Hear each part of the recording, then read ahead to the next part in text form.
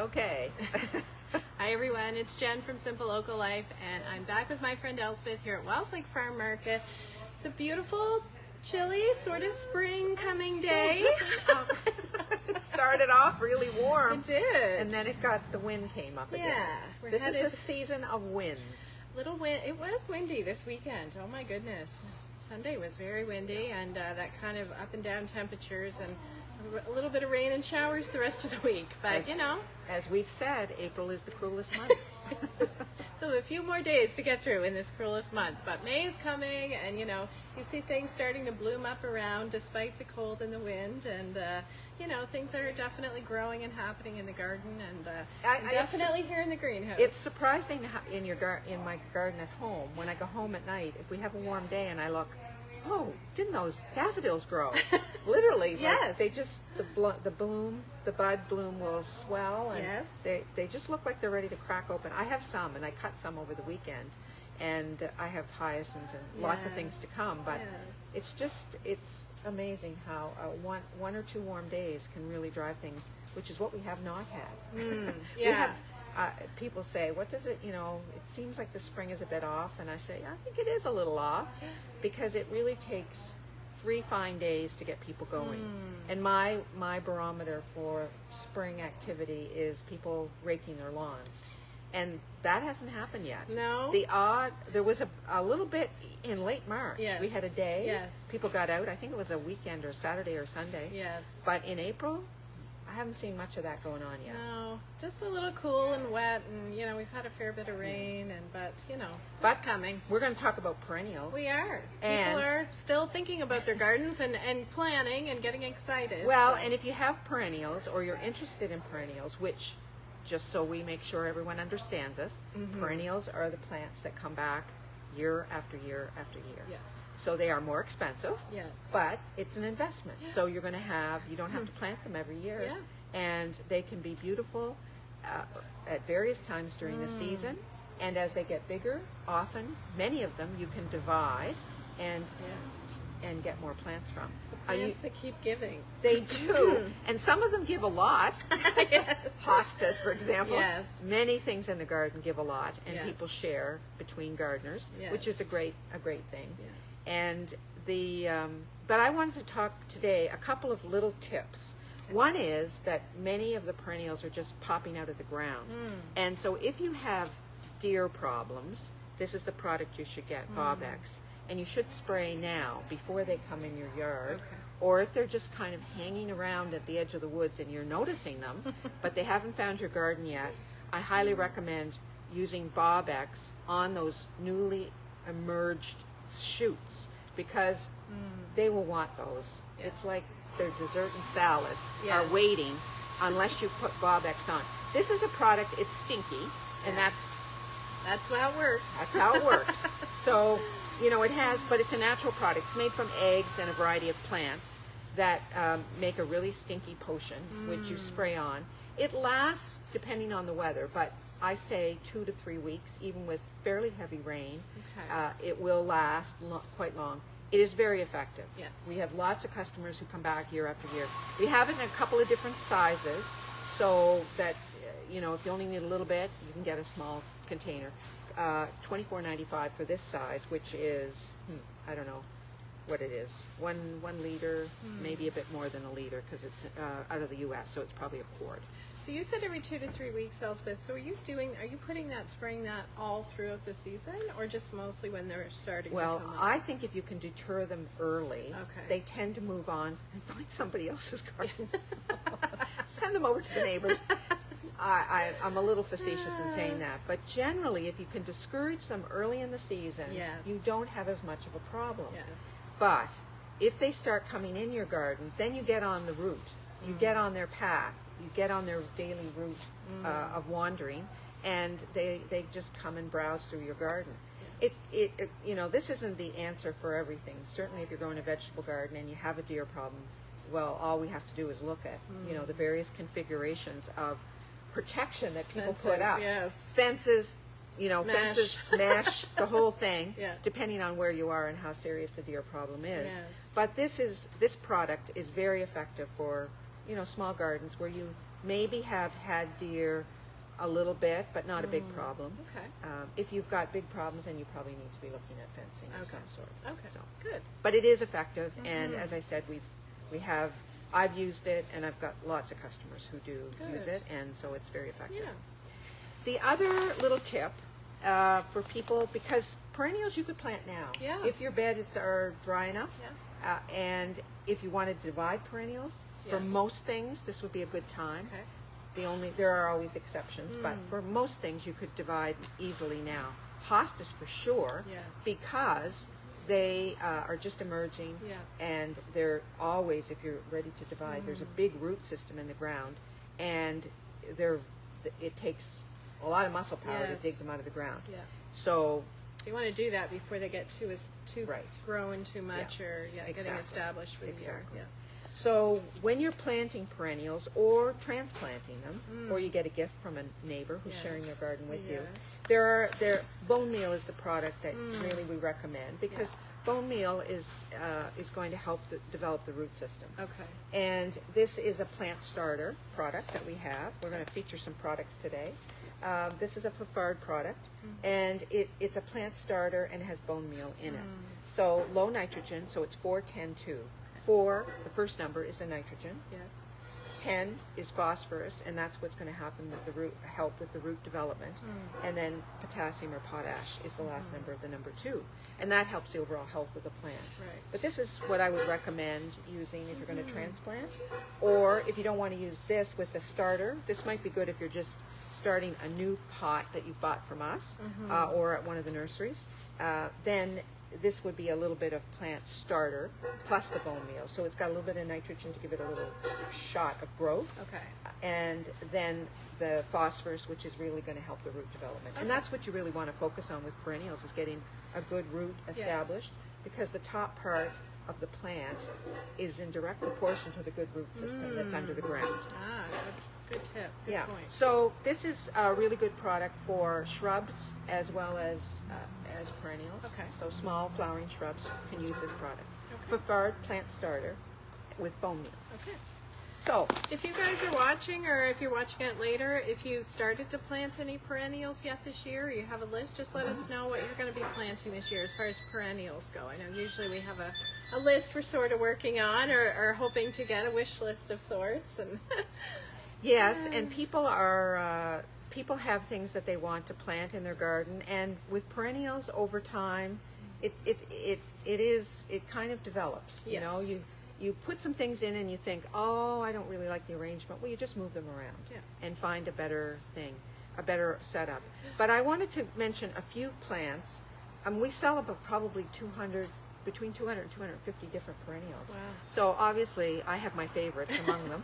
But today I wanted to kind of maybe mention a couple of things that certainly aren't new to people, but I think they're underutilized in many gardens. Okay. So one of them is Brunaria, and this is a beautiful plant which is in flower. Now, it's in flower here in the greenhouse because it's ideal conditions, but it does flower in May or early June if you have it in your garden.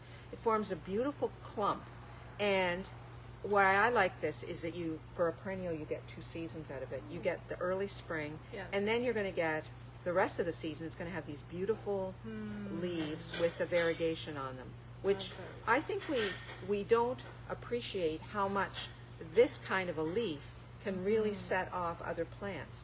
So when you're planning to use this in your garden, which I hope everybody's going to come and buy some of this, because I just think it's very delicate. Some people look at it and say, oh, it looks like a forget-me-not. Well, the flower does, but then you look at the leaf and you know it's very different than that. Yeah. But this is a plant you want to put by something that has like a lot of color with it, because the flowers will really be in nice contrast to this leaf.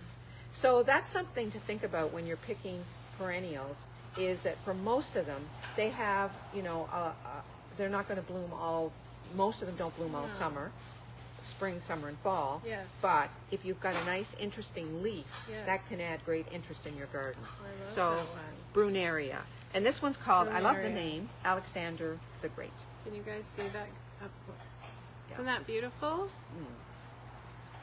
Alexander's Great. Yeah. Lovely. Yeah. Now, this is another one that I really like. Again, a little more advanced than what it would be in your own garden. Yeah. Because I have this in my garden here at the market and at home, and it's just coming out of the ground. But it's had the benefit of, 48-degree temperatures in the greenhouse. So it's doing very nicely. Yes. This is Veronica, and this particular variety is called Perfectly Picasso. Okay. So it's inspired by Picasso and the beautiful pink colors. Many of Picasso's paintings were done in watercolor kind of look and Yes. flowery. So Yes. it's named Perfectly Picasso. Oh. The reason I picked this one is that this blooms in July, and then it blooms all summer, the rest of the summer. And it has tall, candle-like, maybe, Jennifer, you can hold that up to the camera. It has these candle-like blooms on the top, and the bees love it. Oh, yes. This is a really great see bee that. attractor, and butterflies as well, because the flower is high above the greenery, so the bees can fly in, butterflies can fly in. It has the kind of landing space that they like, Yes. and that's something to think about if you're creating a bee or butterfly garden. Yes. Is the form of the flower will attract. A lot of people are looking at, planting things I find over the last few years to Yes. attract bees Yeah. to their, or butterflies to their gardens. Yeah. So that's And this is a idea. great one for that. The reason that I like it is that it blooms for such a long time. Yes, that's So nice. when they start to die off on the top, I just snip them off, prune them off, and then you'll get another shoot coming out the side and a candle-like flower Yeah. blooming on it.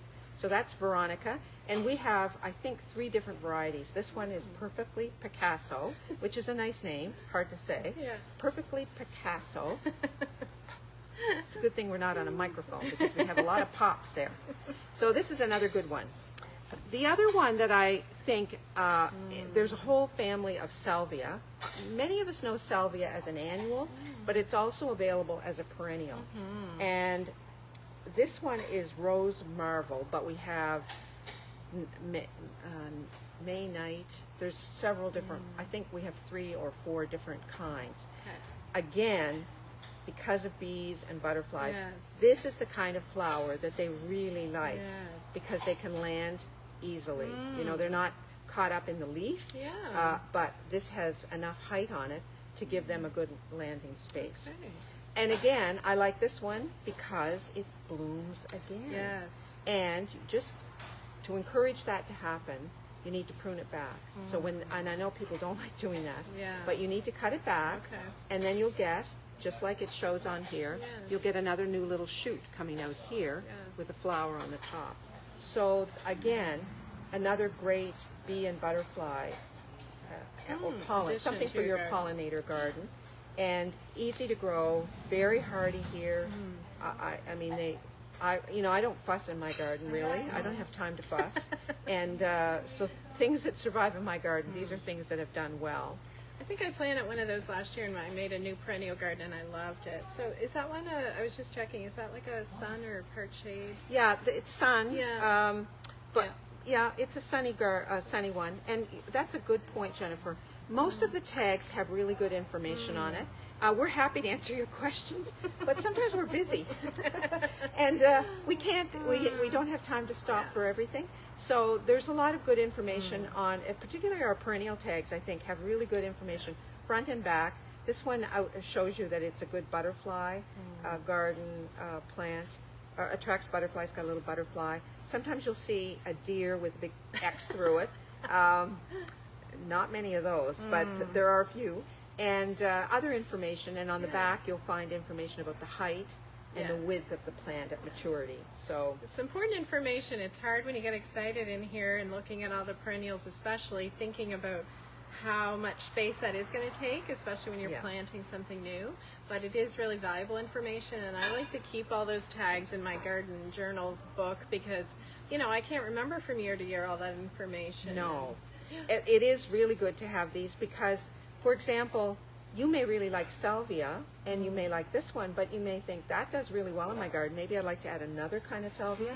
Well, by having the tag, then it's easy to go and say, I've got this one, but do you have another one that I could add to it? And sometimes there's differences in the height, so that's another good choice. You can have a real good display. The thing about the information about height and width of the plant on the back that's at its maturity. And people say, well, how long will that take? I usually say it's about 3 years before they're at their mature size. And that's what I tell people as far as if you're going to divide them, wait 3 years so that you have a good clump there to dig up. And you should dig it right out of the ground, cut it, and then put the pieces back in the ground or give one away. Yeah. And the last one I wanted to mention, and I know this is a new variety of astilbe, new this year. It's called Montgomery, and it's Astilbe japonica. Anybody is interested in the botanical names. Again, astilbe is, people say, oh, I've got astilbe in my garden. Well, there are many, many kinds of astilbe. So if you have a location where astilbe do well, which is more kind of shady and a little damp, generally that's what the conditions are that astilbe thrives in.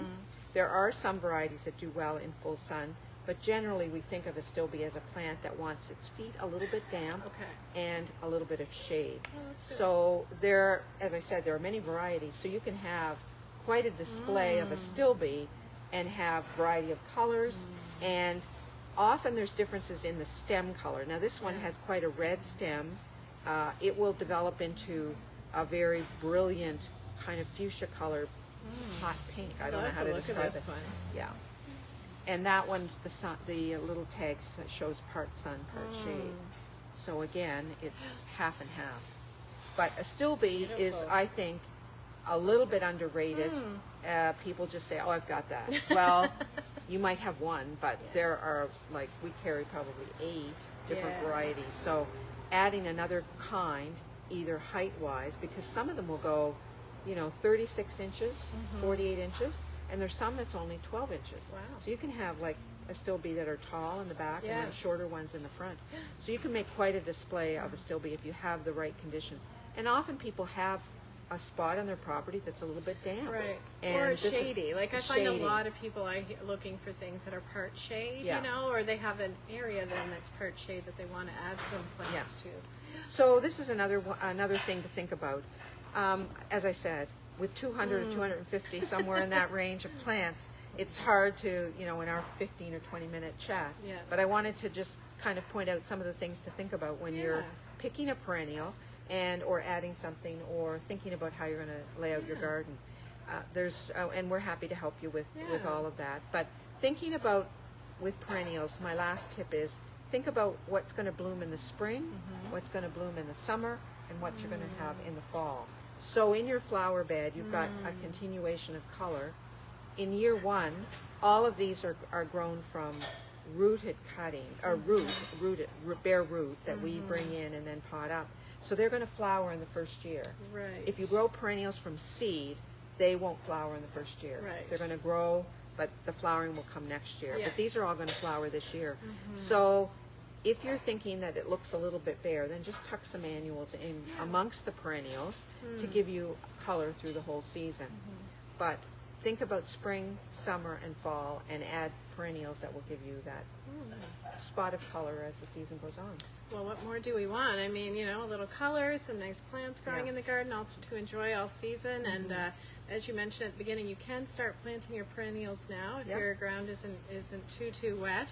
And I have seen some people, buying some things or getting ready. It looks like so everybody's just waiting for some of those lovely nice days that are coming to start planting. But this was really helpful, Elspeth. Anything else happening here at the market? Well, we're open every day and cooking and baking every day, and lots of good food here. Oh, yes. And we're happy to answer questions and people drop in. This is a good time if you have gardening questions, because we have more time right now to answer them than we will have when the sun is shining in mid-May and people have the frenzy of planting. Oh boy. The frenzy hasn't started yet. Not so yet. we're happy to answer questions anytime. And the greenhouses are open now. They opened on Friday, so they're open the same hours as the market. They are, nice to just take a stroll through here and get lots of inspiration.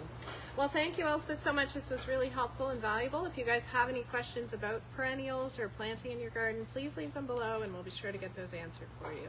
Thanks again for watching, everyone. See you later. Bye.